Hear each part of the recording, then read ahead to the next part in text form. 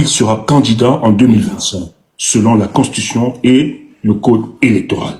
Mais ça fait débat. Les adversaires politiques du MRC disent c'est impossible. Et certains alliés au RDPC disent c'est impossible.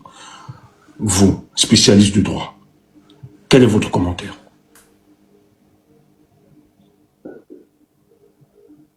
Bon, je suis spécialiste du droit, nous sommes tous des juristes, mais je dois m'incliner devant le magistère du professeur Maurice Kamto. C'est un maître, pas au niveau du Cameroun, pas au niveau africain, c'est au niveau mondial. Donc lorsque le professeur Kamto fait une déclaration aussi puissante, il faut s'incliner et dire Amen. Donc je vais simplement essayer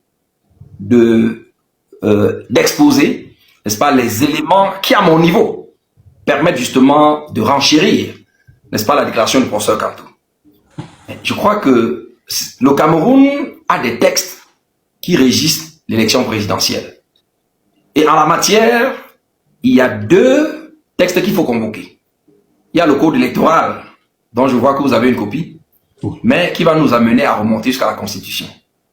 Alors, dans le code électoral, je crois que c'est l'article 121, qui dit clairement que pour être, les candidats peuvent être investis, soit par un parti ayant au moins des élus, au moins un élu, soit alors se présenter comme indépendant. À ce moment-là, il faudra obtenir 300 signatures des députés, des sénateurs, des conseillers municipaux, des chefs de premier degré, à raison d'au moins 30 signatures par région.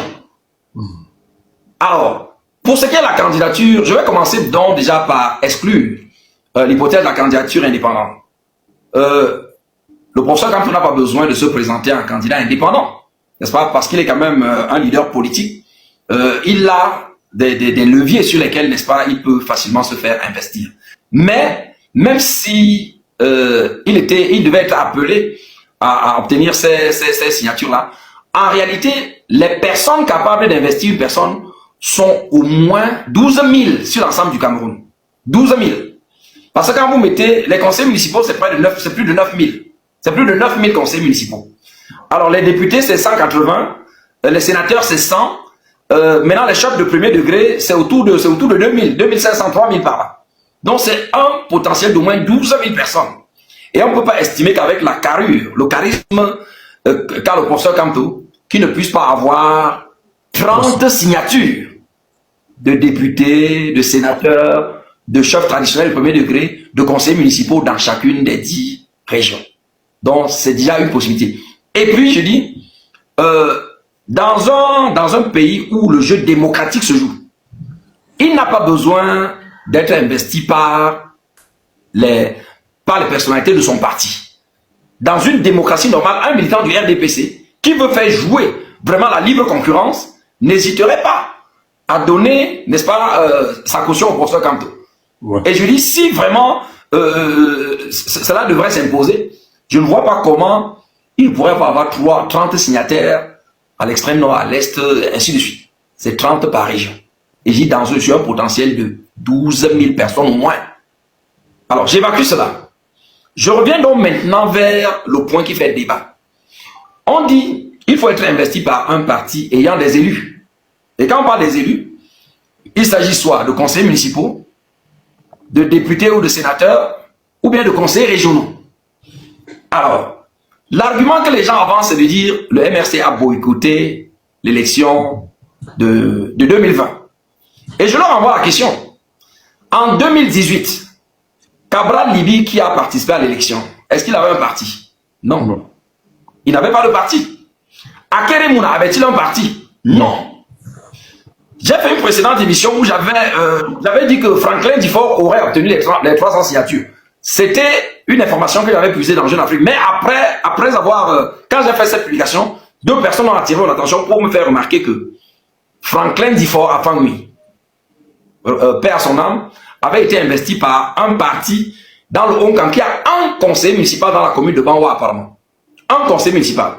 Alors, donc on n'a pas besoin d'avoir plusieurs conseillers, il suffit d'avoir un seul conseiller. Alors à cet égard, vous voyez donc que Cabral Libi en 2018, Akere Mouna ou Franklin Afangui n'était même pas militant d'un parti. Je ne crois pas qu'aujourd'hui, Akeremouna soit même militant d'un parti.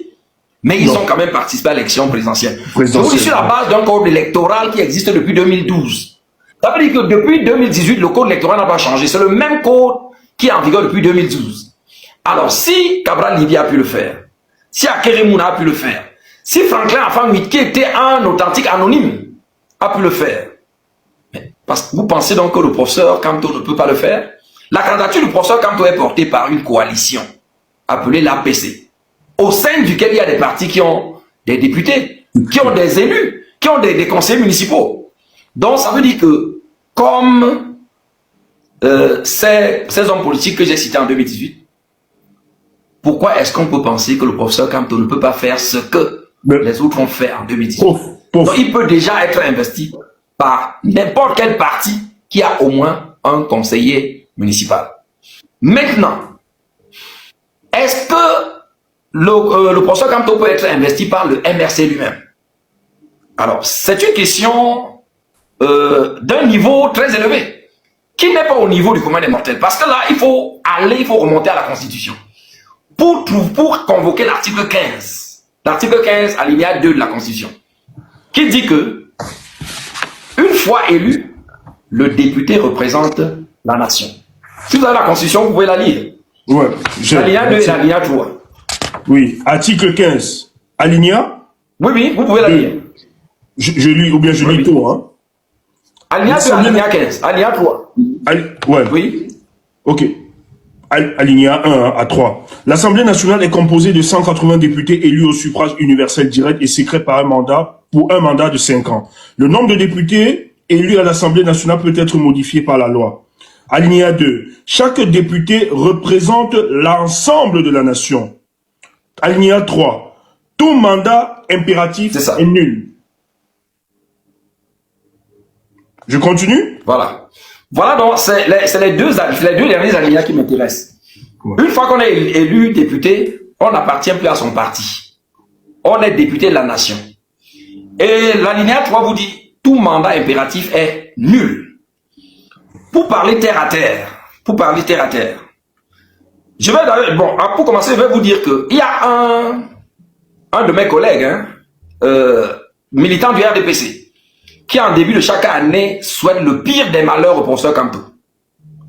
Mais les spécialistes et les représentants du RDPC vont toujours, même si le MRC a un élu, même si le MRC est représenté à l'Assemblée nationale, ils diront toujours que le MRC ou le MRC n'est pas à mesure d'investir un candidat. Ça, c'est la triste réalité dans tout ça. C'est que le RDPC ou ses représentants où ces militants sont toujours dans cette optique-là que non, il faut vraiment que le MRC ou le professeur Maurice Kamto ne se présente pas aux élections.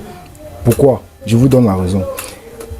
Si tu es resté jusqu'ici de la vidéo, je te prie de t'abonner, abonne-toi, active la cloche de notification pour toujours rester alerté des nouvelles vidéos.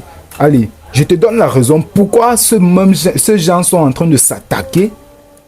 Ils sont en train de s'attaquer à la candidature du professeur Maurice Kamto. Voici la première raison, c'est que Maurice Kamto dérange. Maurice Kamto dérange énormément. Maurice Kamto nuit énormément. Est-ce que vous comprenez ça? Maurice Kamto est plus qu'un enfant. Quand tu vois qu'un enfant nuit, Maurice Kamto dérange. Maintenant, je vous dis qui Maurice Kamto dérange. Maurice Kamto dérange qui? Le RDPC. Maurice Kamto dérange qui? Le président Paul Biya. Maurice Kamto est un grand obstacle. Un très grand obstacle sur le chemin du président Paul Biya. Sur le chemin du RDPC. Est-ce que vous comprenez ça? Donc, Maurice Kamto, étant donné qu'il dérange beaucoup, et vous savez pourquoi il dérange? Vous savez pourquoi les gens là se sentent tellement dérangés? Parce qu'il a été numéro 2. Il a même été numéro 1. Mais sauf que d'après le système, nous connaissons le système est truqué. Nous connaissons tout ce qui se passe. Du coup, il est maintenant il a été le numéro 2. Et ils savent que non. En tant que le numéro 2, c'est la personne la mieux placée pour nuire à la, ou à la prochaine élection ou à la prochaine victoire du RDPC. C'est la personne la mieux placée. Vous comprenez un peu ce qu'il dit. Du coup, le RDPC est dans l'outil où ils savent que non. Tant que le professeur Maurice Kamto est là, c'est compliqué. C'est très compliqué pour nous d'avancer librement, de faire ce que nous avons l'habitude de faire librement. C'est justement pour ça qu'ils sont toujours en train de s'efforcer à dire des choses ou à bloquer, à mettre les bâtons dans les roues du MSC ou du professeur Maurice Kamto. Tout ça pourquoi? Pour l'empêcher de déposer sa candidature, pour l'empêcher d'être candidat aux élections présidentielles de 2025. Est-ce que vous comprenez ça? Ils savent que Maurice Kamto dérange. Il est candidat, il peut être candidat selon le code électoral. Il peut être candidat, il remplit les grades. Même s'il veut aller en tant que candidat, vous avez dit que non, le MSC n'a pas d'élu, le MSC n'est pas représenté avec un député, peut-être avec un député à l'Assemblée nationale et tout et tout. Du coup, il ne peut pas investir un candidat. Maintenant, on vous rappelle une chose, c'est que le professeur Maurice Kamto va se présenter aux élections. Coûte que coûte. Le professeur Maurice Kamto sera candidat aux élections présidentielles de 2025, c'est-à-dire en octobre. Bref, vers mai, juin, la campagne sera ouverte. Vous allez voir, et on va déclarer les candidats. Vous allez voir, vous allez constater que le professeur Maurice Kamto est là. Live, on se passeporte. Comme je vous le dis, cessez de faire ce que vous êtes en train. Concentrez-vous à convaincre les Camerounais à vous voter à nouveau parce qu'ils ont l'habitude de vous voter d'après ce que vous dites. Ils ont l'habitude de vous voter. Maintenant, tout ce que vous avez à faire là maintenant, c'est juste de vous concentrer peut-être sur votre campagne, sur le partage peut-être du riz de 15 000 francs que vous avez commencé à faire, une sorte de campagne. Continuez à faire cela. Parlant même du riz, moi je veux même pas faire un commentaire là-dessus parce que moi j'ai vu le riz et c'est franchement, je me demande, les autorités de ce pays se moquent vraiment de nous. Mais bon, on dit souvent c'est le geste qui compte. C'est le geste qui compte. Donc concentrez-vous en fait sur la campagne, concentrez-vous sur le fait que vous devrez normalement convaincre les Camerounais à vous voter naturellement et normalement, pas que on peut voter pour un candidat et à la fin vous faites ce que vous avez l'habitude à faire. Est-ce que vous comprenez? Donc faites ce qui est bien, battez une campagne très très extraordinaire et ce qui est sûr, les Camerounais vont voter pour vous. Essayez de convaincre les Camerounais que non, vous pouvez faire quelque chose et de là ils pourront vous voter parce qu'ils savent que non, vous allez ou vous avez dit quelque chose, pas que vous revenez comme chaque année, vous dites les mêmes choses et tout. Bref, le professeur Maurice Kamto sera candidat à l'élection présidentielle de 2025. Il n'y a même pas de débat là-dessus. Faites ce que vous avez à faire, faites tout, mettez les bâtons, mettez même les fers dans les roues. Il va marcher à pied, il va arriver. Ciao, ciao.